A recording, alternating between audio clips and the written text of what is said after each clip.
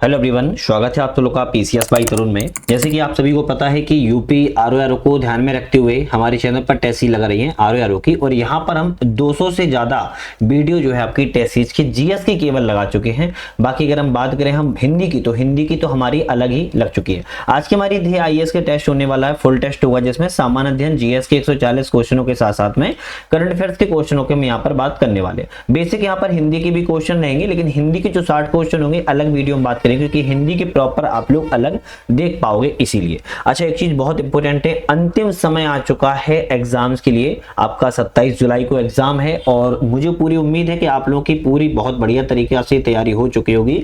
और जहां तक संभव हो चुका है मैंने आप लोगों को टेस्ट सीरीज, चाहे वो आपकी वीडियो के माध्यम से हो या फिर पीडीएफ के माध्यम से हो, आपको टेलीग्राम के माध्यम से हो, व्हाट्सएप चैनल के माध्यम से हो, हमारे ऐप जो आ जाएगा यूपीएससी नट उसके माध्यम से हो, सारी जगह से मैंने आपको हर संभव आप लोगों को चीजें प्रोवाइड कराने की कोशिश की है। अंतिम समय में हम घटना चक्र और घटना सागर का जो आई वाली दृष्टि करंट अफेयर्स आती है उसकी वीडियो लगा रहे हैं। चैनल पर जाके आप लोग देख लेना, डिस्क्रिप्शन में लिंक भी दे दी है, वहां से प्रॉपर आप लोग देख पाओगे, अच्छे से कवर कर पाओगे। तो उसको करंट अफेयर को कवर करना नहीं भूलना, क्योंकि एक साल का पूरा करंट अफेयर जरूर पढ़ लीजिएगा। खैर, समय काफी बातें होंगी, अब हम एक एक कोर्स के क्वेश्चनों की बात करेंगे, लेकिन सबसे पहले जूम कर लें। आप लोगों को दिख रहा है, जूम कर लेते हैं क्योंकि थोड़ा और क्लियर आप लोगों को अच्छे से दिखना स्टार्ट हो जाएगा। चलिए ठीक है, पहला हमारा यहाँ पर क्वेश्चन है, पाकिस्तान के प्रव्रजित व्यक्तियों के नागरिकता अधिकार किस अनुच्छेद में वर्णित हैं? क्या कहा जा रहा है कि पाकिस्तान के जो प्रव्रजित व्यक्ति हैं उनकी नागरिकता जो अधिकार है किस में वर्णित है? तो हम सिंपल सा क्वेश्चन बताया गया है, आर्टिकल 6 में वर्णित है। किसमें?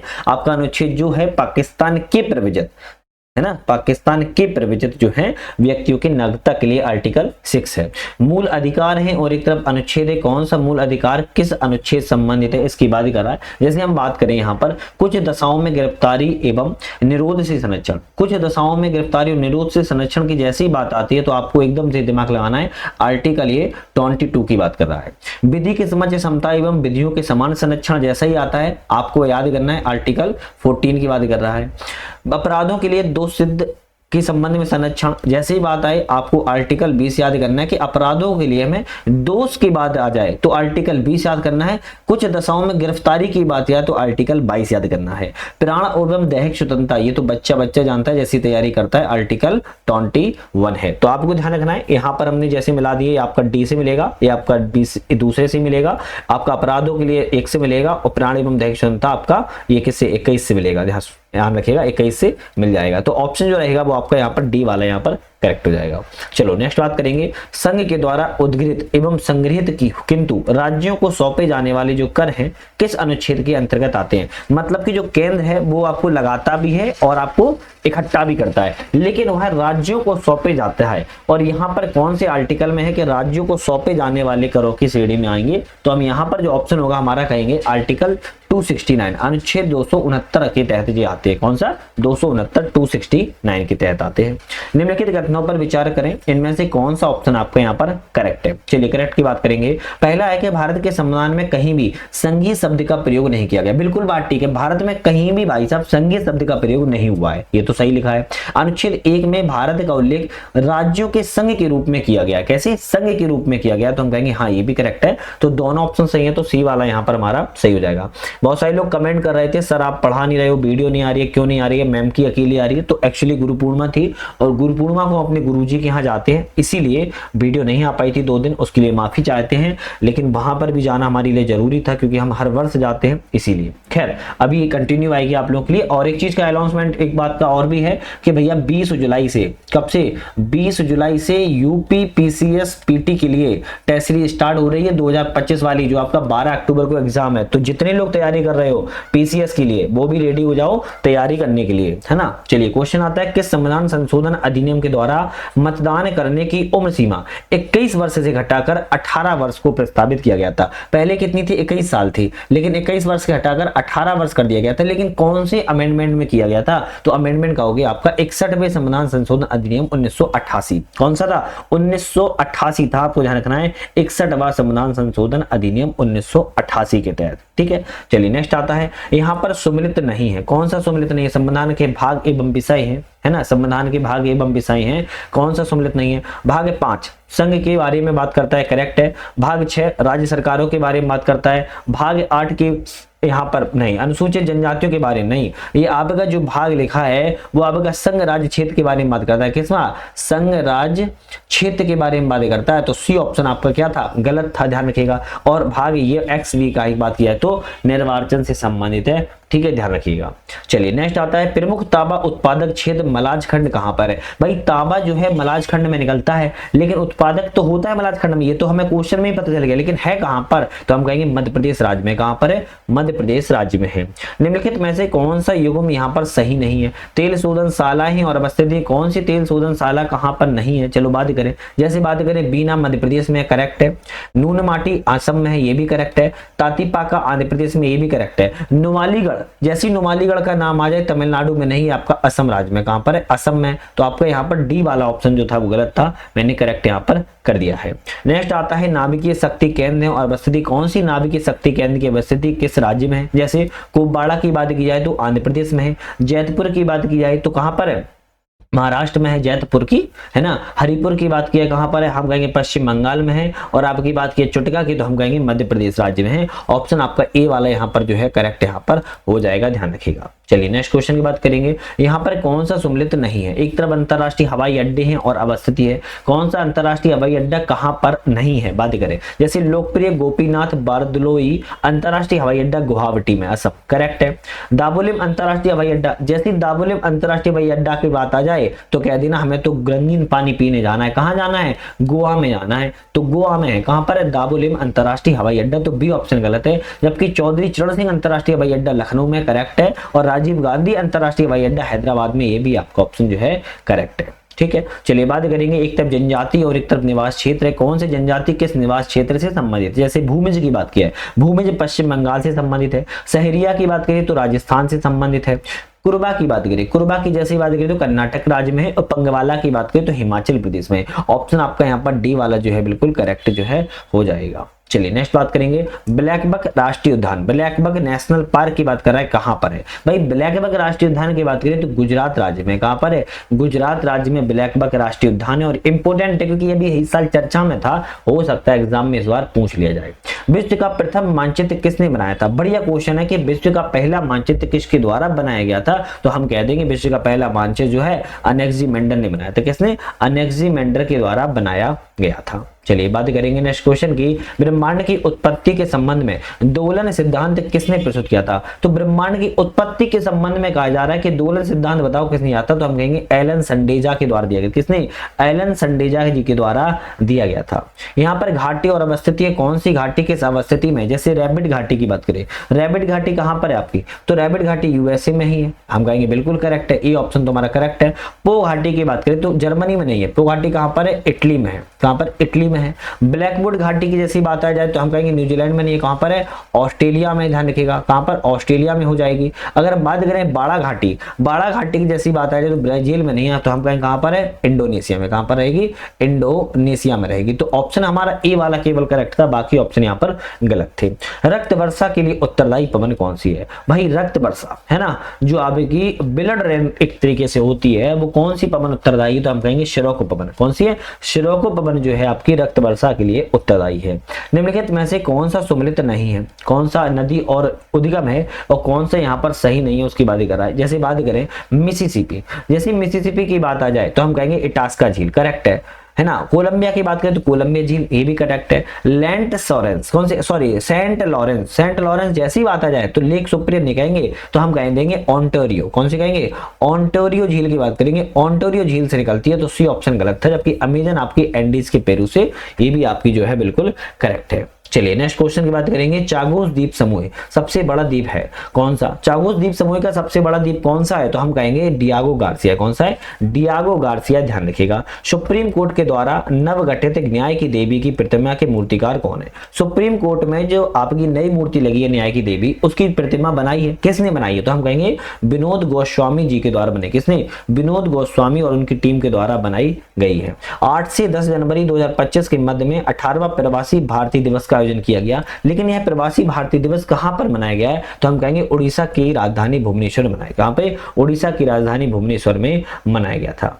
नेक्स्ट आता है कि भारत की प्रथम वंदे मेट्रो ट्रेन नमो भारत रैपिड रेल का संचालन किनके मध्य में किया गया था? तो भारत की प्रथम वंदे मेट्रो ट्रेन का बात किया रहा है कि इसके संचालन जो है किनके मध्य में किया गया था? ऑप्शन रहेगा अहमदाबाद से एवं भुज के मध्य में किया गया था। कहां पर? सी ऑप्शन करेक्ट रहेगा, अहमदाबाद एवं भुज के मध्य में रैपिड रेल या वंदे मेट्रो रेल का संचालन जो है किया गया था।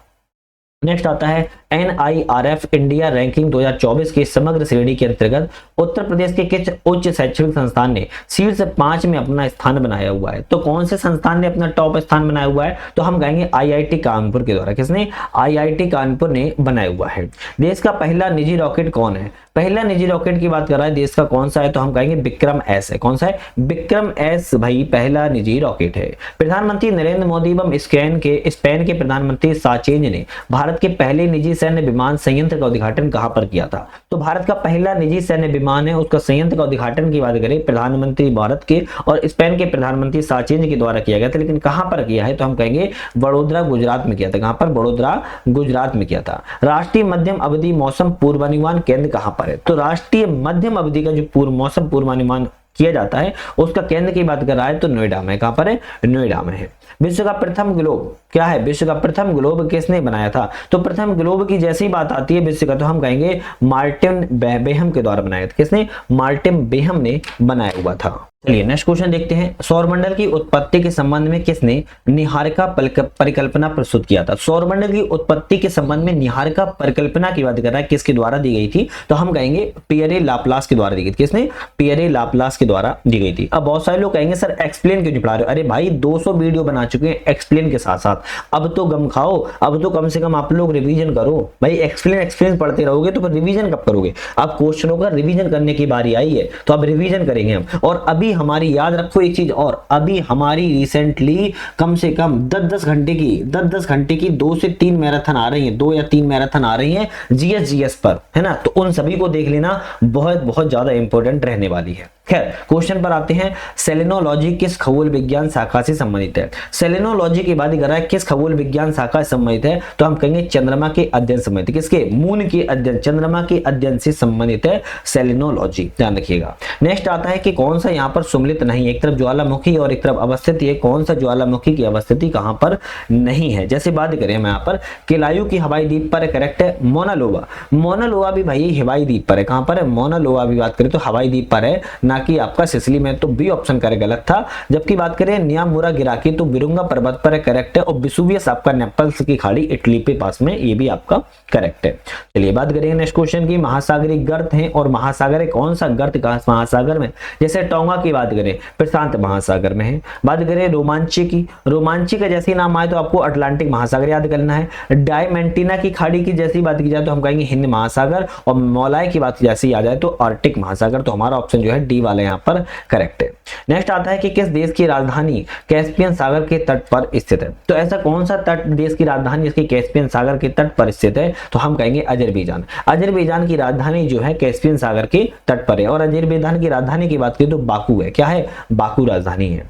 किन नदियों के संगम के पश्चात दिहांग या फिर सियांग जो है नदी का नाम ब्रह्मपुत्र हो जाता है? तो ऐसी कुछ नदियां हैं दो जिनकी जैसी मिल जाती हैं जिसको दिहांग में, तो उनका फिर उसके बाद ब्रह्मपुत्र नाम जो है हो जाता है। वो नदी की बात करें तो लाहित एवं दिबांग है। वैसे लोहित भी कहते हैं ना, लोहित भी कहते हैं, लेकिन खैर जो भी यहाँ लिखा है वो ठीक है, डी ऑप्शन सही है। लोहित एवं दिबांग है, इनके मिलने के बाद दिहांग जैसे ही मिलती है तो ब्रह्मपुत्र के नाम से जानी जाने लगती है। थंडर बे कनाडा किस झील के किनारे अवस्थित है?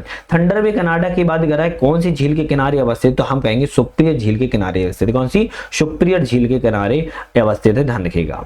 नेक्स्ट आता है कि निम्नलिखित में से कौन सा सही नहीं है? एक तरफ ग्रह है और विशेषता कौन सा ग्रह की विशेषता कौन सी है? जैसे बात करें हम शुक्र पृथ्वी की बहन कहलाता है, करेक्ट है। मंगल लाल ग्रह कहलाता है, ये भी करेक्ट है। शनि लघु सौर तंत्र कहलाता है, भी करेक्ट है।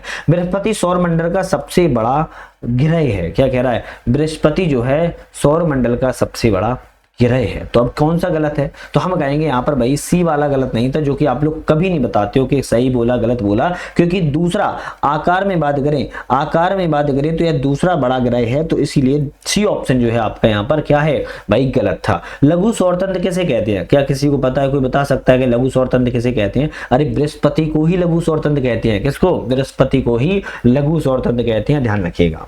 चलिए खैर, नेक्स्ट क्वेश्चन आता है। एक तरफ संगठन है और एक तरफ स्थापना वर्ष है। जैसे अंकटाड की बात किया तो 1964 में स्थापना की गई थी। आसियान की बात करें तो 1967 में की गई थी। दक्षेस की बात करें तो 1985 में की गई और WTO को 1995 में की गई। तो ऑप्शन यहाँ पर आपका डी वाला जो है करेक्ट यहाँ पर हो जाएगा। नेक्स्ट बात करेंगे, उत्तर प्रदेश जनसंख्या नीति 2021 में प्रस्तावित उद्देश्यों से संबंधित संकेतकों के लिए मध्यावधि लक्ष्य प्राप्त किए जाने हैं। तो मध्यम अवधि के लक्ष्य प्राप्त किए जाने कौन से संकेतक हैं यहाँ पर, लेकिन किस वर्ष तक प्रस्तावित है? क्वेश्चन तो यही है। तो क्वेश्चन है 2026 तक। जनसंख्या नीति जो है, पॉपुलेशन नीति जो है आपकी 2026 तक, कौन सी? 2026 तक, ध्यान रखिएगा, लक्ष्य को निर्धारित जो है किया जाना है। ठीक है, चलिए नेक्स्ट आता है कि जैन धर्म के निम्नलिखित तीर्थंकरों में कौन ज्ञान प्राप्ति के पश्चात जैन विजेता, आर्यत पूज, निर्ग्रंथ, बंधन मुक्त कहलाए? तो हम इनमें से कहेंगे जो आपके हैं महावीर स्वामी। महावीर स्वामी तीर्थंकर एक ऐसे हैं जो ज्ञान प्राप्ति के पश्चात विजेता, पूज एवं बंधन मुक्त की श्रेणी में आते हैं। नेक्स्ट क्वेश्चन आता है, निम्नलिखित में से कौन सा सम्मिलित सही नहीं है? कौन सा सही नहीं है इसकी बात करें, जैसे हम बात करें अगर हम, तो रेड डाटा बुक IUCN जारी करता है, करेक्ट है। रासायनिक एवं जैव हथियार पर निषेध जेनेवा प्रोटोकॉल लगाता है, ये भी करेक्ट है। ग्रीन हाउस गैसों के उत्सर्जन में कमी क्योटो प्रोटोकॉल करता है, ये भी करेक्ट है। ओजोन परत क्षरण की जैसी बात आती है, ओजोन परत क्षरण की जैसी बात आती है तो हम कहेंगे कार्टेजिना नहीं है। ओजोन परत क्षरण के लिए कौन सा है? मॉन्ट्रियल प्रोटोकॉल है। कौन सा है? मॉन्ट्रियल, ध्यान रखिएगा, यहाँ पर लिख देता हूं, मॉन्ट्रियल प्रोटोकॉल है। ठीक है, तो ओजोन क्षरण के लिए मॉन्ट्रियल प्रोटोकॉल। जो कार्टेजिना है वो किसके लिए? कार्टेजिना की जैसी बात आती है तो जैव सुरक्षा के लिए। किसके लिए? जैव सुरक्षा के लिए। तो आपको दोनों ही याद रख लेना है, हालांकि डी ऑप्शन यहाँ पर गलत था, मैंने बता दिया है। 22 दिसंबर 1939 को जिन्ना के द्वारा मुक्ति दिवस बनाने की घोषणा की गई थी। क्यों की गई थी? 22 दिसंबर 1939 को जिन्ना के द्वारा मुक्ति दिवस मनाने की घोषणा क्यों की गई थी? क्योंकि इसी दिन सभी कांग्रेसी मंत्रिमंडलों ने त्यागपत्र दे दिया था, इसीलिए इसी उपलक्ष्य में जिन्ना ने मुक्ति दिवस को मनाया था। नेक्स्ट आता है, केंद्र सरकार के द्वारा निम्नलिखित में से किस प्रकार के उद्योग को श्वेत उद्योग की संज्ञा जो है प्रदान की जाती है? तो एक ऐसा उद्योग है जो केंद्र सरकार के द्वारा श्वेत उद्योग की संज्ञा जाती है। कौन से उद्योग की? तो हम कहेंगे प्रदूषण मुक्त उद्योग को श्वेत उद्योग की संज्ञा दी जाती है। अब दूध के उद्योग को मत कहने लगना श्वेत उद्योग, है ना। प्रदूषण मुक्त उद्योग को केंद्र सरकार जो है नई श्रेणी रखा, सर्जन किया गया है श्वेत उद्योग, जिसमें प्रदूषण मुक्त उद्योग को कहा जाता है। अभी नई श्रेणी बनी हुई है तो इसको ध्यान रखना है। जलप्रपात है और देश है, कौन सा जलप्रपात कहां पर? जैसे योसेमाइट की बात करें तो कैलिफोर्निया में है। टुगेला की बात की जाए तो आपका दक्षिण अफ्रीका में है। एंजल की बात की जाए तो आपका वेनेजुएला में है और गरवानी की बात करें तो फ्रांस में है। ऑप्शन आपका बी वाला यहाँ पर जो है करेक्ट यहाँ पर हो जाएगा। चलिए नेक्स्ट क्वेश्चन की बात करेंगे। चंद्र एवं भागा नदियों के संगम के फलस्वरूप चिनाब नदी का अवतरण होता है। इन नदियों का संगम निम्नलिखित स्थलों में से कहां पर होता है? तो चंद्रभागा नदियों के संगम के फलस्वरूप चिनाब नदी का जो अवतरण है किन नदियों के दोनों संगम है कहां पर होता है? तो इन दोनों का संगम की बात करें तो हम कहेंगे तांडी में होता है। कहां पर? ये चंद्र आ रही है, ये भागा आ रही है, तांडी का जो स्थान है यहाँ पर दोनों का क्या होता है? संगम भैया होता है। और हिमाचल प्रदेश में एक स्थान है तांडी, वहीं पे दोनों नदियां मिलती हैं। फिर वहां से क्या बनती है? फिर आपकी चिनाब नदी जो है बन जाती है। निम्नलिखित जल विद्युत परियोजनाओं में कौन रावी नदी पर स्थित है? तो इन सभी में, चारों में रावी नदी पर कौन सी परियोजना है? तो हम कहेंगे चमेरा परियोजना। कौन सी? चमेरा परियोजना जो है आपकी रावी नदी पर बनी हुई है, ध्यान रखना है। नेक्स्ट आता है, निम्नलिखित में से सम्मिलित नहीं है। कौन सा सम्मिलित नहीं है? बॉक्साइट खनिज क्षेत्र और अवस्थित, ये कौन सा बॉक्साइट क्षेत्र किस अवस्थिति में नहीं? जैसे बात करें लोहरदगा की जैसी नाम आता है तो मध्य प्रदेश में नहीं है, लोहरदगा आपका झारखंड राज्य में है, मतलब कि पहला ही ऑप्शन आपका यहाँ पर गलत था। लातेहार की बात करें झारखंड में, करेक्ट है। कोरापुट उड़ीसा में, ये भी करेक्ट है। सरगुजा छत्तीसगढ़ में, ये भी ऑप्शन आपका यहाँ पर करेक्ट आता है। चलिए नेक्स्ट बात करेंगे, मध्यम लघु हिमालय का निर्माण कब हुआ था? मध्यम और लघु हिमालय का निर्माण की जैसे ही बात करें कब हुआ था तो हम कहेंगे मायोसीन काल में हुआ था। कब हुआ था? मध्य हिमालय का निर्माण मायोसीन काल में हुआ था। भारतीय मौसम विज्ञान विभाग का मुख्यालय कहां पर है? भाई भारतीय मौसम विज्ञान विभाग का मुख्यालय की बात कर रहा है, कहां पर है? तो हम कहेंगे नई दिल्ली में। कहां पर है? नई दिल्ली में है। अक्टूबर 2024 के दौरान फेमिना मिस इंडिया 2024 का खिताब किसे प्रदान किया गया? तो फेमिना मिस इंडिया 2024 का खिताब की बात कर रहा है, किसे दिया गया था अक्टूबर 2024 में? तो जैसे ही नाम आएगा हम कहेंगे निकिता पोरवाल को दिया गया था। किसको, निकिता पोरवाल को यहाँ पर दिया गया था। नेक्स्ट आता है कि भारत का प्रथम लेखक गांव कहां पर स्थापित किया गया है, लेखक गांव है ना। लेखक गांव की जैसी बात आएगी तो आपको ध्यान रखना है थाना गांव को, कौन सा, थाने गांव को। अब ये थाने गांव कहां पर है, तो उत्तराखंड राज्य के देहरादून में है थाने गांव। कहां पर है, उत्तराखंड राज्य के देहरादून के पास में ही थानो गांव पड़ता है। लेखक गांव के रूप में उसको स्थापित जो है किया गया है। विश्व शौचालय दिवस कौन सा है, शौचालय दिवस जो है कब मनाया गया है, तो विश्व शौचालय दिवस की बात कह रहे हैं कब मनाया गया था, तो हम कहेंगे 19 नवंबर को मनाया गया। कब मनाया गया, 19 नवंबर 2024 को मनाया गया था, क्योंकि 2025 तो अभी आई नहीं है ना। महाकुंभ 2025 में श्रद्धालुओं हेतु पहली बार एक एआई जनरेटिव चैटबॉट का विकसित किया गया। तो चैटबॉट का नाम क्या था, तो चैटबॉट का नाम की बात किया तो महाकुंभ सहायक था। क्या नाम था, कुंभ सहायक चैटबॉट का नाम था, और वेरी इंपोर्टेंट है और एआई था, और ये वेरी वेरी इंपोर्टेंट क्योंकि एग्जाम में इसको नॉर्मली पूछा जा सकता है।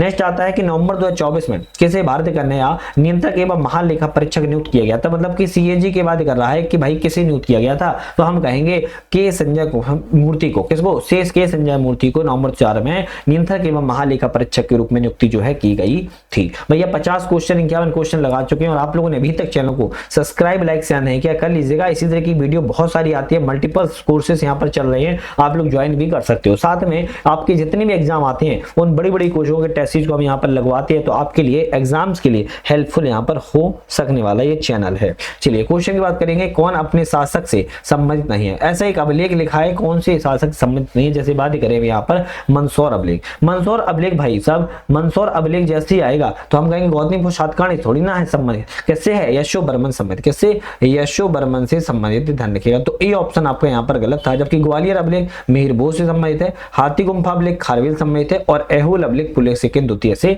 संबंधित है, ध्यान रखिएगा। रचना और रचनाकार है, कौन सी रचना किस रचनाकार के द्वारा की गई, जैसे आदि पुराण की बात करें तो आचार्य चिनचैन संबंधित है, नीति सार की बात करें कामांधक संबंधित है, निरुक्त की बात करें तो यह संबंधित है, और प्रशिष्टि परमन की बात करें तो आचार्य हेमचंद संबंधित है। ऑप्शन जो आपका रहेगा डी वाला यहाँ पर जो है करेक्ट यहाँ पर हो जाएगा। चलिए नेक्स्ट क्वेश्चन आता है, निम्नलिखित पर्वतों में कौन टरसरी पर्वतीकरण का परिणाम नहीं है। टरसरी पर्वतीकरण का परिणाम कौन सा नहीं है, तो हम कहेंगे अल्पीसियन पर्वत। अल्पीसियन पर्वत में टरसरी काल का संबंध नहीं है, जबकि कुनलुन, आप्लस और एंडीज जो है टरसरी पर्वतीकरण के परिणाम के रूप में इसको जाना जाता है। चलिए नेक्स्ट क्वेश्चन देखते हैं, अभिकथन और कारण इनमें से कौन सा अभिकथन कारण सही है और व्याख्या कौन सी कर रहा है। बात करें अभिकथन, प्रायद्वीप भारत के पश्चिमी तट का उत्तरी भाग रिया तट कहलाता है, बिल्कुल सही बात है, रिया तट का उदाहरण है। कारण है कि यह नदियों के अपरदन के द्वारा निर्मित घाटी के समुद्र के द्वारा जलमग्न होने से बनता है, तो हम कहेंगे ये भी सही है, और ए आर दोनों सही है, तो आर ए की सही व्याख्या भी यहाँ पर कर रहा है। नेक्स्ट बात करेंगे, कोयला, पीट कोयला सबसे निम्न कोयला है, क्यों, पीट कोयला जो है सबसे निम्न कोयला है, क्यों, क्योंकि इसलिए क्योंकि है भैया इसमें कार्बन की मात्रा काफी कम होती है, और इसमें आर्द्रता की मात्रा काफी कम होती है। नहीं भाई काफी कम नहीं होती है, आर्द्रता तो इसमें बहुत ज्यादा पाई जाती है, तो बी ऑप्शन तो गलत है, इसमें आर्द्रता की मात्रा अधिक होती है। हाँ बिल्कुल, तो ए और सी करेक्ट है, जबकि डी में लिखा है ए और सी दोनों, तो हमारा डी ऑप्शन यहाँ पर जो है करेक्ट हो जाएगा। बाकी की ध्यान रखना है, कार्बन की मात्रा पीट कोयले में कम होती है और आर्द्रता की मात्रा इसमें अधिक होती है। नेक्स्ट बात करेंगे कि इस अनुच्छेद के अंतर्गत लोकसभा अध्यक्ष को यह शक्ति प्रदान की गई कि यदि किसी प्रश्न पर संसद में पक्ष विपक्ष में बराबर में मत स्थिति हो जाए तो वह निर्णायक मत दे सकता है। लेकिन निर्णायक मत का प्रयोग कौन आर्टिकल के तहत करता है, तो आर्टिकल 100 के तहत करता है। किस कौन से आर्टिकल 100 के तहत निर्णायक मत का प्रयोग जो है करेगा। किस प्रकार के करारोपण में आय में वृद्धि के बाद भी कर की दर में कोई परिवर्तन नहीं होता है, तो ऐसा कौन सा आपका यहाँ पर करारोपण है, तो हम कहेंगे वो आपका अनुपातिक करारोपण है। कौन सा है, अनुपातिक करारोपण है, क्योंकि यहाँ पर पहले से ही यहाँ पर अनुपात किया जा रहा है, तो अनुपातिक करारोपण इसमें कोई परिवर्तन नहीं होता है। भारत में सर्वाधिक समस्थानिकों वाला तत्व कौन सा है, तो सर्वाधिक समस्थानिकों वाले तत्व की बात कर रहा है कौन सा है, तो हम कहेंगे पोलोनियम है। कौन सा, पोलोनियम है। कौन सा एक बसंतकालीन गेहूं का मुख्य उत्पादक देश है, बसंत में एक गेहूं का उत्पादन किया जाता है, तो इसमें कौन सा देश नहीं है, जो देश नहीं है वो बताना है। तो कनाडा में होता है उत्पादक, यूएसए में होता है, रूस में होता है, मैक्सिको में कहीं होता है। मैक्सिको में भाई बसंतकालीन गेहूं का उत्पादक जो है वो नहीं होता है। चलिए नेक्स्ट क्वेश्चन की बात करेंगे, निम्नलिखित समितियों में कौन एक आय वितरण एवं जीवन स्तर के आकलन से संबंधित है। आय वितरण एवं जीवन स्तर के आकलन संबंधित की बात कर रहा है, तो हम कहेंगे महानलोभित समिति। कौन सी है, महानलोभित समिति है, तो आपको यहाँ पर ध्यान रखना है। अगर बात करें सुरेश तेंदुलकर समिति की, सुरेश तेंदुलकर समिति जो है आपकी गरीबी आकलन से संबंधित है। वहीं बात करें दांतेवाला समिति की, दांतेवाला समिति आपकी बेरोजगारी के अनुमान संबंधित है। अगर बात करें हम मल्होत्रा समिति की, तो मल्होत्रा समिति आपकी बीमा क्षेत्र से संबंधित है। तो बाकी और भी आप लोग याद कर लीजिए। वर्षा वन अनुसंधान कहां पर है? वर्षा वन अनुसंधान की जैसी बात आती है आपको टिक लगा देना है जोरहाट में। और जोरहाट कहां पर है? जोरहाट असम राज्य में है। तो आपको दोनों ही चीजें याद रखनी है। वर्षा वन अनुसंधान कहां पर है? असम में है। और असम में कहां पर है? जोरहाट में है। भारत में धन शोधन निवारण अधिनियम 2002 कब लागू हुआ था? भारत में धन शोधन निवारण अधिनियम 2002 की जैसी बात आती है 1 जुलाई 2005 पे टिक लगाएंगे। 1 जुलाई 2005 में शुरू हुआ था। एहुल प्रशस्ति का संबंध पुलकेशिन द्वितीय से है। इसके रचनाकार बताइए कौन है? तो एहुल प्रशस्ति का संबंध पुलकेशिन द्वितीय से और इसके रचनाकार की बात करें तो रवि कीर्ति है। कौन है? रवि कीर्ति है, ध्यान आपको रखना है। चलिए नेक्स्ट क्वेश्चन देखते हैं। निम्नलिखित में से कौन से राजकोषीय उपाय अर्थव्यवस्था के मंदी काल में अपनाए जाते हैं? तो राजकोषीय ऐसे कौन से उपाय हैं जो अर्थव्यवस्था में मंदी काल चलता तब अपनाए जाते हैं? तो हम ऑप्शन में बात करें, आय के वितरण में समानता, बिल्कुल करेक्ट है। घाटे का वित्त व्यवस्था, ये भी करेक्ट है। सरकारी व्यय में वृद्धि करना, ये भी करेक्ट है। और निवेश में वृद्धि करना, तो चारों ही ऑप्शन आपके जो है मंदी काल में अपनाए जाएंगे। तो डी ऑप्शन हमारा यहाँ पर करेक्ट हो जाएगा। निम्नलिखित स्थलों में से उसे चिन्हित करें जहां पर मधुमक्खी के छत्ते जैसी झोपड़ी के साक्ष्य मिले हुए हैं। मधुमक्खी के छत्ते जैसी झोपड़ी के साथ कहां पर मिले हैं? तो हम कहेंगे चौपानी मांडो मिले। कहां पर? चौपानी मांडो में मिले हुए हैं, आपको ध्यान रखना है। निम्नलिखित में से सैंधव स्थलों में कौन सिंधु नदी के तट पर स्थित नहीं है? सिंधु नदी के तट पर ये चारों में से कौन सा नहीं है? तो हम अगर सिंधु नदी के तट पर बात की जाए, यहाँ पर छोटी सी मोटी सी बात करें, कोट दीची है, मोहनजोदड़ो है, चंदूतुड़ है। हड़प्पा सिंधु नदी के तट पर है, हड़प्पा रावी नदी के तट पर है। कौन से? रावी नदी के तट पर है। तो डी ऑप्शन यहाँ पर ऑप्शन गलत था। एक तरफ वंश है और संस्थापक कौन सा वंश के संस्थापक संबंधित? राष्ट्रकूट की बात करें, राष्ट्रीयकूट से दंतीकूट संबंधित है। चोल वंश की बात की जाए तो विजयालय संबंधित है। चंदेल वंश में नन्नुक संबंधित है। और चौहान वंश में वासुदेव संबंधित है। तो हमारा ऑप्शन जो रहेगा यहाँ पर सी वाला जो है करेक्ट यहाँ पर हो जाएगा। निम्नलिखित कथनों पर विचार करें और यहाँ पर विचार करके बताना है कौन सा ऑप्शन यहाँ पर करेक्ट है। जैसे विचार करें, मंगोल धामों को खदेड़ने के लिए बलबन ने शेर खान को पंजाब की सीमा पर तैनात किया था, करेक्ट है। पश्चिमी सीमा पर मंगोल आक्रमण का सामना करते हुए बलबन का पुत्र शहजादा मोहम्मद जो है 1285 में मारा गया था, बिल्कुल करेक्ट है। दोनों ऑप्शन सही रहेंगे तो हमारा सी वाला यहाँ पर सही है। सल्तनत काल में बारूद की सहायता से गोला फेंकने वाले यंत्र को कहते थे। सल्तनत काल में बारूद की सहायता से जो गोला फेंकने वाला यंत्र होता था उसको क्या कहते थे? बड़ा प्यारा यंत्र था, उसको हम सबद कहते थे। क्या कहते थे? उसको हम सबद के नाम से जानते थे, ध्यान रखिएगा। बॉम्बे मिल हैंड्स एसोसिएशन की स्थापना किसने की थी? बॉम्बे मिल हैंड्स एसोसिएशन की स्थापना की जैसी बात आती है हम कहेंगे एन.एम. लोखंडे के द्वारा की गई थी। किसने की थी? एन.एम. लोखंडे के द्वारा की गई थी, ध्यान रखिएगा। चलिए नेक्स्ट आता है क्वेश्चन, कांग्रेस अधिवेशन को संबोधित करने वाली प्रथम महिला कौन थी? तो कांग्रेस अधिवेशन को संबोधित करने वाली प्रथम महिला की बात करें तो कादम्बिनी गांगुली थी। कौन थी? कादम्बिनी गांगुली थी, ध्यान रखिएगा। कांग्रेस का प्रथम महिला कादम्बिनी गांगुली ने ही संबोधित किया था। कलकत्ता विश्वविद्यालय के दीक्षांत समारोह के दौरान बीना दास ने एक बंगाल के किस गवर्नर जनरल पर गोली चलाई थी? बीना दास के द्वारा बंगाल की गवर्नर जनरल पर गोली चलाई गई थी कलकत्ता विश्वविद्यालय के दीक्षांत समारोह के दौरान। और बीना दास ने सर स्टैनली जैक्सन पर गोली चलाई थी। किसने? सर स्टैनली जैक्सन पर गोली चलाई गई थी, ध्यान रखिएगा। बी ऑप्शन करेक्ट है। निम्नलिखित में से कौन सा ऑप्शन यहाँ पर सही नहीं है? पुस्तक है, लेखक है, कौन सा पुस्तक किस लेखक से संबंधित नहीं है? जैसे बात करें हम Indian home rule Mahatma Gandhi संबंधित, करेक्ट है। The Indian struggle Subhash Chandra Bose संबंधित है, ये भी करेक्ट है। इंडियन रेनेसां CF एंड्रू समिति, ये भी करेक्ट है। इंडिया डिवाइडेड, जैसे इंडिया डिवाइडेड का नाम आए तो मोहम्मद अली जिन्ना नहीं बल्कि राजेंद्र प्रसाद समिति। कौन है? राजेंद्र प्रसाद से आए संबंधित पुस्तक है। तो आपका यहाँ पर डी ऑप्शन जो है वो गलत है। नेक्स्ट बात करेंगे कौन सा यहाँ पर सुमलित नहीं है? शिक्षा आयोग है, तत्कालीन गवर्नर जनरल है। तो यहाँ पर एक गलत है, जैसे हंटर आयोग की बात की जाए तो आपका लॉर्ड रिपन समिति करेक्ट है। रेले आयोग से लॉर्ड कर्जन समिति, ये भी करेक्ट है।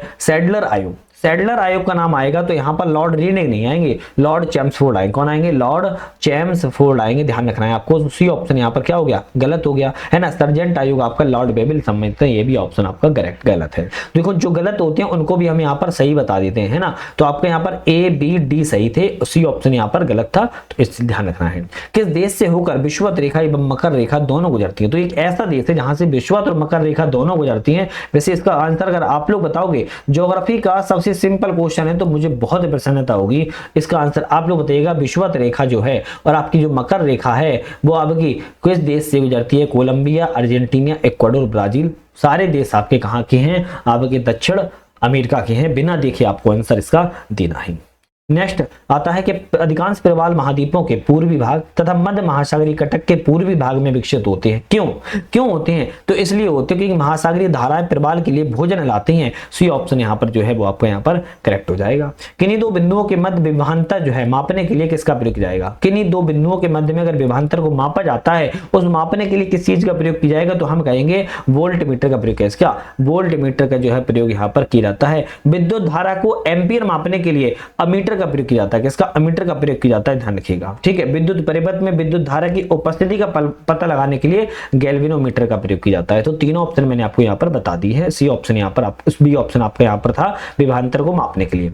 जनगणना 2011 के अनुसार उत्तर प्रदेश में अनुसूचित जनजाति का लिंगानुपात क्या है? तो 2011 की जनगणना कहती है कि उत्तर प्रदेश का जो अनुसूचित जनजाति एसटी वालों का, शेड्यूल्ड ट्राइब्स का जो लिंगानुपात है वो कितना है? तो हम कहेंगे 951 है। कितना है? 951 है, 951 है, 1000 आपका ध्यान रखिएगा। और आजमगढ़ में अनुसूचित जनजाति का लिंगानुपात सर्वाधिक है। कहां पर? आजमगढ़ में। अगर ये भी क्वेश्चन आए तो बता सकते हो। आजमगढ़ में अनुसूचित जनजाति का नंबर कितना है? 1021 है। तो आपको ध्यान में चीजें याद रखनी है। नॉर्मल लिंगानुपात 951 है, आजमगढ़ में सबसे ज्यादा 921 है।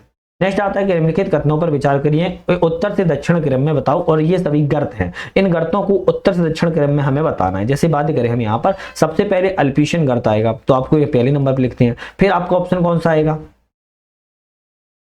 अरे सॉरी, सही तो बोला है पहले। हाँ, पहले अल्पीशियन ही गर्त आएगा, पहले अल्यूशियन गर्त आएगा, तीसरा पहले नंबर पर। फिर आपका क्यूराइल गर्त आएगा दूसरे नंबर पर। फिर आपका जापान गर्त आएगा तीसरे नंबर पर। अंतिम में मैरियाना गर्त सबसे अंतिम में आएगा दक्षिण में चौथे नंबर पर। ऑप्शन यहाँ पर आपका ए वाला करेक्ट होगा। तीसरा, पहला, चौथा और दूसरा। तो ऑप्शन हमारा सी वाला यहाँ पर जो है करेक्ट है, ध्यान रखिएगा। नेक्स्ट क्वेश्चन आता है, सूची 1 है, सूची 2 है, बात करेंगे हम। बात करें यहाँ पर सफेदा किससे मिलेगा? सफेदा की जैसी बात आएंगे तो हम कहेंगे बेसिक लेड कार्बोनेट से मिलेगा। फिर आता है आशा धातु की बात करें तो यूरेनियम से मिलेगा। रणनीतिक धातु टाइटेनियम से मिलेगा। काला हीरा की बात किया तो कार्बोनेडो से मिलेगा। ऑप्शन जो हमारा यहाँ पर सी वाला जो है बिल्कुल करेक्ट यहाँ पर हो जाएगा। चलिए नेक्स्ट बात करेंगे, निम्नलिखित युग्मों पर विचार करें और निम्नलिखित में से कौन से युग्म यहाँ पर सही है उसका ऑप्शन हमें बताना है। चलिए सही ऑप्शन की बात करें, जैसे हम शुद्ध जल का क्वथनांक 100 डिग्री सेल्सियस करेक्ट है। क्लोरोफ्लोम का क्वथनांक 61.2 डिग्री सेल्सियस ये भी करेक्ट है। बेंजीन का क्वथनांक 80 डिग्री सेल्सियस ये भी करेक्ट है। तो हमारा सी ऑप्शन है क्योंकि तीनों ही ऑप्शन हमारे यहाँ पर करेक्ट है। नेक्स्ट आता है कि हिपेरियन रक्त को शरीर के अंदर जमने से रोकने के लिए किसका श्रावण कौन करता है? हिपेरियन रक्त को शरीर के अंदर जमने से रोकता है, इसका श्रावण कौन करता है? अगर हम बात करें तो इसको श्रावण यकृत करता है। यकृत बोले तो लीवर करता है। कौन करता है? लीवर करता है। आपको यहाँ पर ध्यान रखना है। 91वें संविधान संशोधन 2003 के द्वारा राज्य मंत्रिपरिषद में मंत्रियों की अधिकतम संख्या मुख्यमंत्री शायद विधानसभा की कुल संख्या की कितनी हो गई है? तो विधानसभा की कुल सदस्य संख्या के 15% नियत की गई है। 15% से अब ज्यादा नहीं होगी, ध्यान रखिएगा 15% से ज्यादा नहीं होगी। ठीक है, चलिए नेक्स्ट आता है कि निम्नलिखित में से सब्सिडी एम्बर बॉक्स के तहत बताइए कौन सा यहाँ पर शामिल किया जाता है। सब्सिडी एम्बर बॉक्स की बात कर रहा है, इसमें कौन कौन शामिल किया जाएगा? तो हम कहेंगे एक तो न्यूनतम समर्थन मूल्य मतलब कि एमएसपी शामिल किया जाता है। फिर आपका इनपुट सब्सिडी, तो कौन सा है? इनपुट सब्सिडी शामिल किया जाता है। तो पहला और तीसरा सही है। आपका अनुसंधान, प्रशिक्षण और सहायता कार्यक्रम शामिल नहीं किया जाएगा। तो न्यूनतम समर्थन मूल्य और इनपुट सब्सिडी एम्बर बॉक्स के तहत आती है। तो ऑप्शन आपका यहाँ पर डी वाला जो है वो यहाँ पर करेक्ट हो जाएगा। चलिए नेक्स्ट आता है कि स्वर्णिम चतुर्भुज राजमार्ग परियोजना के अंतर्गत कौन दूरस्थ स्थल पूर्व पश्चिम गलियारे से जुड़ते हैं? तो यहाँ पर बात कर रहा है, जैसे यहाँ पर आपका ईस्ट हो गया, ये आपका वेस्ट हो गया, ये आपका नॉर्थ हो गया, ये आपका साउथ हो गया।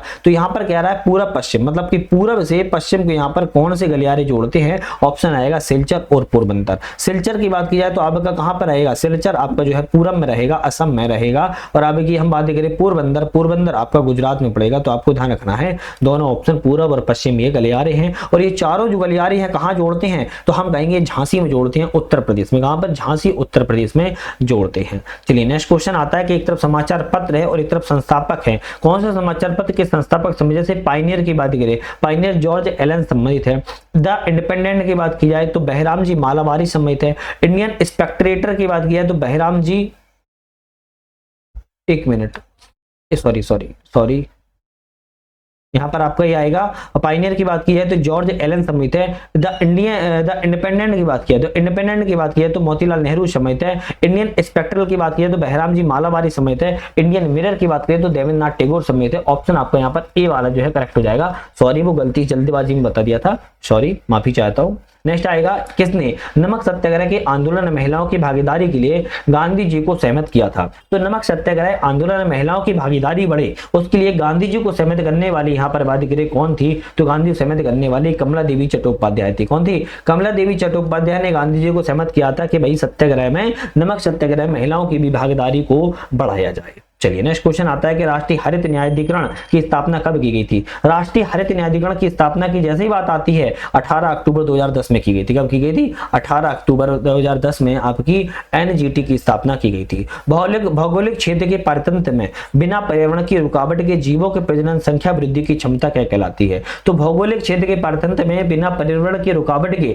जीवों की संख्या में अगर वृद्धि हो रही है, उस वृद्धि की क्षमता को क्या कहेंगे? उस वृद्धि की क्षमता को हम जैविक विभव कहते हैं। क्या कहती है? जैविक विभव कहते हैं, आपको बायोटिक पोटेंशियल कहते हैं, आपको ध्यान रखना है, बायोटिक पोटेंशियल कहा जाता है। किसी पारितंत्र में नेट प्राथमिक उत्पादकता प्राप्त होती है, किससे होती है? किसी पारितंत्र में नेट प्राथमिक उत्पादकता जो है सकल प्राथमिक उत्पादकता से शोषण के दौरान हुई क्षति को घटाने पर जो है प्राप्ति यहां पर होती है। जैव अविक आवर्धन का खाद्य श्रृंखला में सबसे ज्यादा प्रभाव किस पर पड़ता है? जैविक आवर्धन पर खाद्य श्रृंखला में सबसे ज्यादा प्रभाव की बात करें किस पर पड़ेगा? अंतिम उपभोक्ता पर पड़ेगा। सबसे ज्यादा प्रभाव किस पर पड़ेगा? मान लो ए बी को मिल गया, ए से बी को मिल गया, बी से सी को मिल गया, अब ये डी वाला जो अंतिम है इस पर ही सबसे ज्यादा प्रभाव पड़ेगा ना, आपको ध्यान रखना है।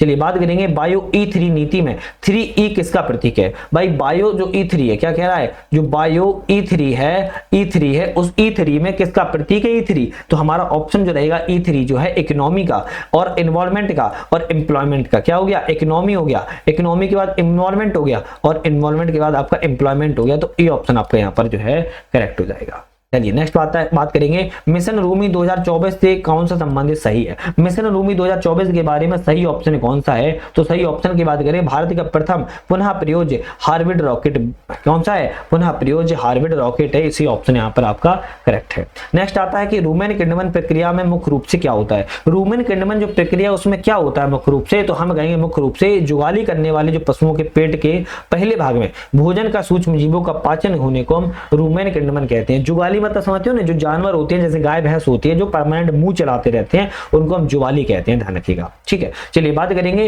Water gas. वाटर गैस में मुख्यतः किन गैसों का मिश्रण होता है? तो वाटर गैस में मिश्रण की बात कर रहा है तो कार्बन मोनोऑक्साइड और हाइड्रोजन, इन दोनों का आपका वाटर गैस में क्या होता है? मिश्रण होता है। तो ये ऑप्शन आपका करेक्ट हो जाएगा। राष्ट्रीय मस्तिष्क अनुसंधान केंद्र कहां पर है? राष्ट्रीय मस्तिष्क अनुसंधान केंद्र की बात कर रहा है कहां पर? तो हम कहेंगे मानेसर में। कहां पर है? मानेसर। अब मानेसर कहां पर है? तो मानेसर आपका हरियाणा में है, तो आपको गुरुग्राम कह सकते हो, गुरुग्राम में है, ध्यान रखिएगा। नेक्स्ट आता है किस प्रविधि के अंतर्गत घोंगे का संवर्धन किया जाता है? घोंगे का संवर्धन किस प्रविधि के अंतर्गत किया जाएगा? तो हम कहेंगे हेलिसी कल्चर के अंतर्गत। कौन सा? हेलिसी कल्चर के अंतर्गत जो है किया जाता है। कौन सी मटर की प्रजाति बोनी नहीं है? तो इनमें से 3 ऐसी प्रजाति हैं जो मटर की प्रजाति बोनी होती है, लेकिन एक नहीं है। कौन सी नहीं है? अर्पणा बोनी प्रजाति है, सपना भी है, उत्तरा भी है। रचना की बात करें, रचना आपकी बोनी प्रजाति नहीं है, रचना आपकी कैसी है? लंबी प्रजाति होती है। कैसी? लंबी है। किसकी प्रजाति है? मटर की प्रजाति है, लेकिन ये लंबी प्रजाति है, ना कि बोनी प्रजाति है। नेक्स्ट आता है कि नवोवेशी उर्वरक यूरिया गोल्ड में यूरिया के ऊपर पौधों के किस पोषक तत्व को लेपित किया जाता है? नवोवेशी उर्वरक यूरिया के गोल्ड में यूरिया के जो ऊपर पौधों के लिए पोषक तत्व लेपित किया जाता है, लेकिन कौन सा पोषक तत्व को लेपित किया जाता है? तो हम कहेंगे सल्फर को। किसको? सल्फर को लेपित जो है यहाँ पर किया जाता है।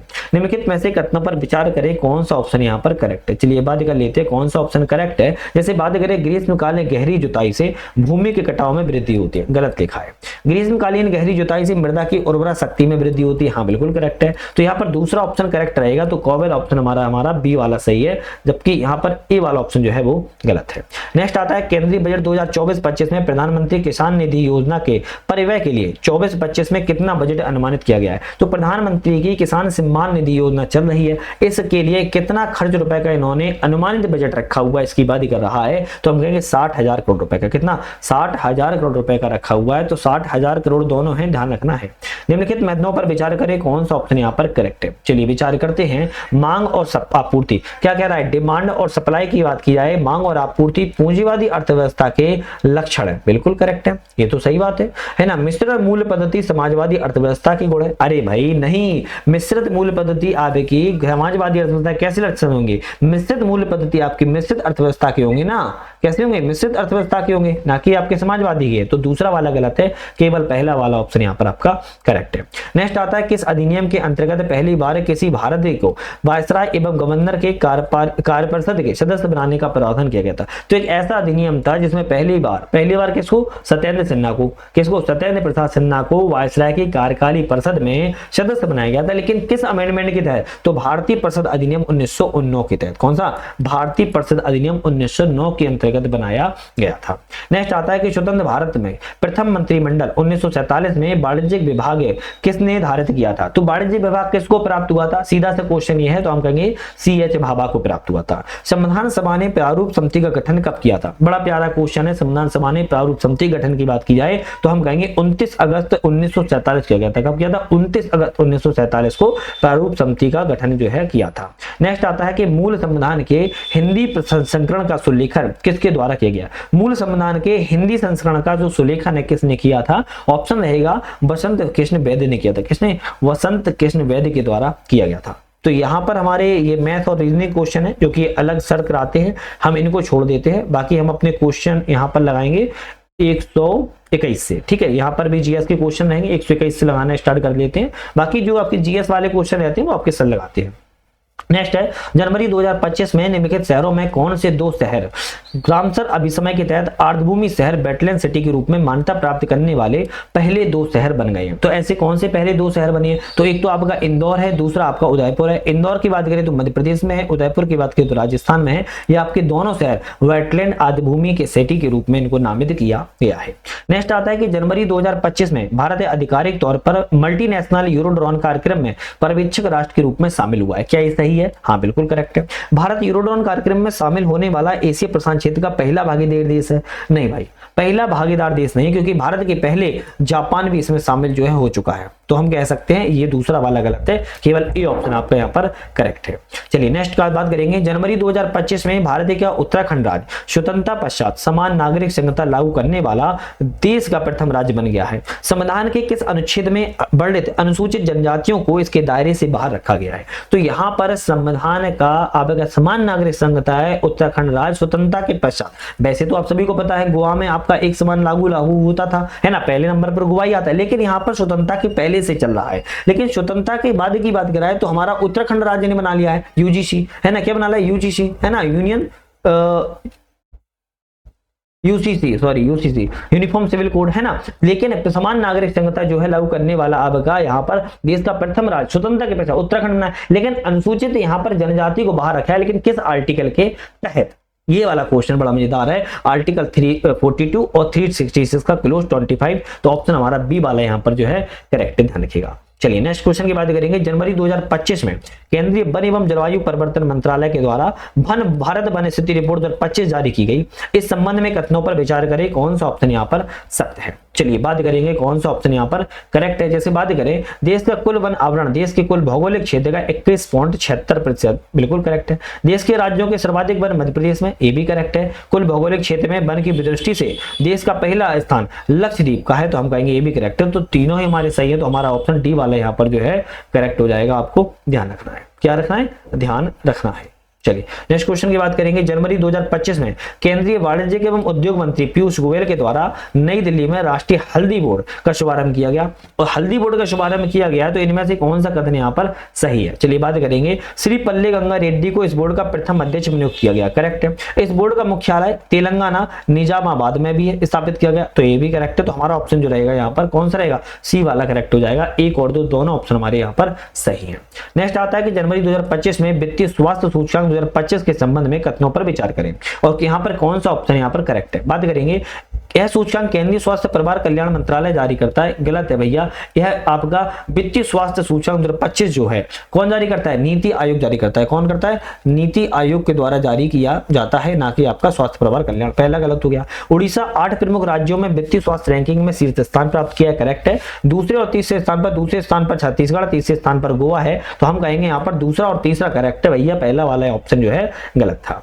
चलिए नेक्स्ट क्वेश्चन आता है। जनवरी 2025 में असम के मुख्यमंत्री हैं हेमंत बिस्वा शर्मा राज्य के किस शहर को वर्ष 2027 तक राज्य की दूसरी राजधानी बनाने की घोषणा इन्होंने की है। मतलब कि अब सीधी सी बात किया तो असम की अब 2 राजधानी होंगी। पहली राजधानी सबको पता है ना, नहीं पता है तो कमेंट करके बताना, बता देंगे। और दूसरी राजधानी बात की जाए तो डिब्रूगढ़ को ये दूसरी राजधानी के रूप में घोषित यहाँ पर कर रहे हैं। क्या कर रहे हैं? घोषित कर रहे हैं। नेक्स्ट आता है कि जनवरी 2025 में भारत प्रारंभ one national one subscription ONOS के संबंध में कथनों पर विचार कीजिए, कौन सा ऑप्शन यहाँ पर सही है। चलिए बात करेंगे। तो जनवरी 2025 में केंद्रीय शिक्षा मंत्रालय ने इसको योजना की शुरुआत की, करेक्ट है। ONOS योजना का जो उद्देश्य है छात्रों को शोध एवं शैक्षिक संस्थानों तक सरलता से पहुंच प्रदान हो सके, इसके लिए आपको वन नेशन वन सब्सक्रिप्शन के लिए लागू किया जा रहा है। तो सी ऑप्शन यहाँ पर भी आपका करेक्ट है। नेक्स्ट आता है कि व्यक्ति और नियुक्ति है। जैसे अरुण मिश्रा की बात करें हम, लोकपाल बने हैं BCCI के। माइकल मार्टिन की बात की है तो आपके प्रधानमंत्री बने हैं कहाँ के? आयरलैंड के। जॉन एल रेटक्लिफ की बात की है तो आपके प्रमुख बने हैं किसके? CIA के। और ज्ञानेश कुमार की बात करें मुख्य निर्वाचन आयुक्त बने आपको ध्यान रखना है। तो ऑप्शन आपका जो रहेगा ए वाला यहाँ पर जो है करेक्ट हो जाएगा। नेक्स्ट क्वेश्चन की बात करेंगे। जनवरी 2025 में किस राज्य में भारत की पहली पूर्ण एकीकृत आपदा चेतावनी प्रणाली कवचम का उद्घाटन किया गया? कवचम का उद्घाटन की बात करा है तो हम कहेंगे केरल में किया गया। कहां पर किया गया? केरल में किया गया है। चलिए नेक्स्ट क्वेश्चन आता है। जनवरी 2025 में निम्नलिखित देशों में कौन सा एक ब्रिक्स के आधिकारिक भागीदार के रूप में शामिल हुआ है? किसकी बात कर रहा है? ब्रिक्स के आधिकारिक रूप में जनवरी 2025 में शामिल होने वाला यहाँ पर कौन सा देश है? तो हम कहेंगे नाइजीरिया है। कौन सा है? नाइजीरिया है। नेक्स्ट आता है जनवरी 2025 में उत्तर प्रदेश सरकार ने महाकुंभ 2025 के दौरान मौनी अमावस्या के अवसर पर प्रयागराज में घटना की जांच के लिए किसकी अध्यक्षता में एक न्यायिक आयोग का गठन किया हुआ है? तो न्यायिक आयोग का गठन की बात करें न्यायमूर्ति हर्ष कुमार की अध्यक्षता में किया गया है। नेक्स्ट आता है कि जनवरी 2024 में माउंट तारानाकी, कौन सा है? माउंट तारानाकी के संबंध पर विचार करें। तो ऑप्शन में कौन सा कथन असत्य है, मतलब गलत बात कर रहा है, कौन सा गलत है? तो हम बात करेंगे यह न्यूजीलैंड में है, ये तो करेक्ट है। न्यूजीलैंड की संसद के द्वारा व्यक्ति का दर्जा दिया गया, ये भी करेक्ट है। इसका नया नाम अब के कायू टोपुआ हो गया है, ये भी करेक्ट है। तो हम कहेंगे यहाँ पर कोई भी ऑप्शन गलत है ही नहीं, मतलब कि सभी ऑप्शन सही है। नेक्स्ट आता है जनवरी 2025 में भारत सरकार के द्वारा 4 नए रामसर स्थलों को शामिल करने की घोषणा की गई। निम्नलिखित में से कौन सा बेमेल है उसकी बात करें तो चारों स्थलों की घोषणा की गई, चारों के चारों आपके सामने, लेकिन ऑप्शन में राज्य गलत होगा। कौन सा राज्य गलत है उसकी बात करें। जैसे सक्करकोट्टी पश्चिम तमिलनाडु में है, ये तो करेक्ट है। तीर्थंगल पश्चिम ये आपका केरल में नहीं है, ये भी आपका कहां पर है? तमिलनाडु में ही है, आपको ध्यान रखना है। तो बी ऑप्शन आपका यहाँ पर गलत था। खेचुपलरी की मातृभूमि सिक्किम में, ये भी करेक्ट है। उधवा झील आपकी झारखंड में, ये भी आपका करेक्ट है। 76वें गणतंत्र दिवस समारोह में कहाँ के आपके अतिथि थे? प्रबोवो शुबियांतो थे मुख्य अतिथि, लेकिन यह किस देश के राष्ट्रपति थे? तो बात कर रहा है किस देश के राष्ट्रपति थे, चीफ गेस्ट थे 76वें गणतंत्र दिवस पर, तो हम कहेंगे इंडोनेशिया के। है कौन थे? राष्ट्रपति थे, ध्यान रखिएगा कौन थे? शुबियांतो जी। चलिए नेक्स्ट क्वेश्चन आता है, अंतिम क्वेश्चन चल रहे हैं। चैनल को जल्दी से आप लोग सब्सक्राइब लाइक शेयर करके बेल आइकन प्रेस कर लीजिए। साथ में हमारा ऐप भी आ चुका है जिसका नाम है यूपीएससी नट। इस पर आप लोग अब बहुत सारे कोर्सेज आपके लॉन्च हो चुके हैं, ज्वाइन कर सकते हो। यूपी पीसीएस की टेस्ट सीरीज और हमने क्विक रिवीजन रिमाइंडर नाम से यहाँ पर पीडीएफ डाउनलोड कर दी अपलोड, उसको भी आप लोग एक बार जरूर ज्वाइन कर लीजिएगा। क्वेश्चन आता है जनवरी 2025 में 3 पश्चिमी अफ्रीकी देशों ने पश्चिम अफ्रीकी राज्य आर्थिक समुदाय ECOWAS से अलग होने की घोषणा की है। कौन सा देश इसमें शामिल नहीं है? अब इसमें शामिल नहीं है, कौन सा नहीं है? तो मार्टिनिया इसमें शामिल है, जबकि माली, नाइजर और बुर्किना फासो इसमें शामिल है।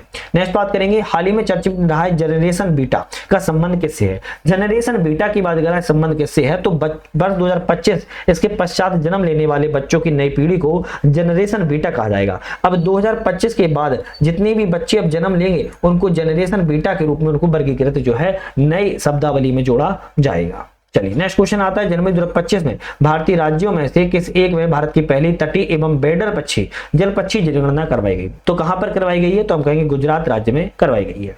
नेक्स्ट क्वेश्चन है, चर्चित संगीत सेवड़ालिंका के संबंध कथनों पर विचार कीजिए। सेवड़ालिंका के कथनों पर विचार करना है, कौन सा ऑप्शन सही है? सेवड़ालिंका बोस्निया का उदास शहरी प्रेम गीत है, करेक्ट है। सेवड़ालिंका यूनेस्को की अमूर्त सांस्कृतिक विरासत सूची में शामिल किया गया, ये भी करेक्ट है। सेवड़ालिंका को बाल्कन ब्लूज के नाम से भी जाना जाता है, ये भी करेक्ट है। तीनों ऑप्शन हमारे यहाँ पर करेक्ट है, डी ऑप्शन सही हो जाएगा। जनवरी 2025 में किसके द्वारा भारत की पहली हाइड्रोजन कप्लांट पाइप्स विकसित की गई है? हाइड्रोजन कप्लांट पाइप्स की बात किया है, किसके द्वारा विकसित की गई है? हमारा अंतिम ऑप्शन रहेगा टाटा स्टील कंपनी ने यहाँ पर जो है विकास किया हुआ है। आज हमने यहाँ पर जीएस के, ध्यान रखिएगा, 140 क्वेश्चनों को लगा लिया। कितने? 140 क्वेश्चनों को जीएस के लगा लिया। अब जो नेक्स्ट वीडियो आएगी हम हिंदी के क्वेश्चनों की बात करेंगे। किसके? हिंदी के क्वेश्चनों की बात करेंगे, जिसमें 60 क्वेश्चन है, बेसिक 60 क्वेश्चन है, लेकिन 60 × 4 कर लेना आप लोग, 150 से ज्यादा क्वेश्चनों को एक वीडियो में कवर कर लोगे। विश्वास नहीं होता है तो प्रीवियस वीडियो आप जाके देख लो, आपको खुद विश्वास यहाँ पर होने वाला है। तो आज वीडियो पर मिलने के लिए आप सभी का बहुत बहुत धन्यवाद।